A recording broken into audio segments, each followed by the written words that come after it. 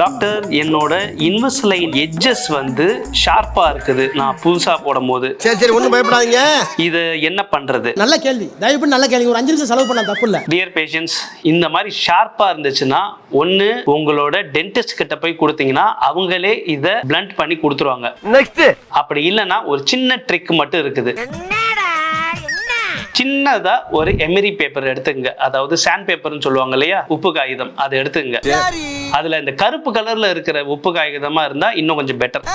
அதை எடுத்துட்டு எந்த இடத்துல அந்த அலைனர்ஸ்ல ஷார்ப்பா இருக்குதோ அங்க லைட்டா ரப் பண்ணீங்கன்னா போதும்.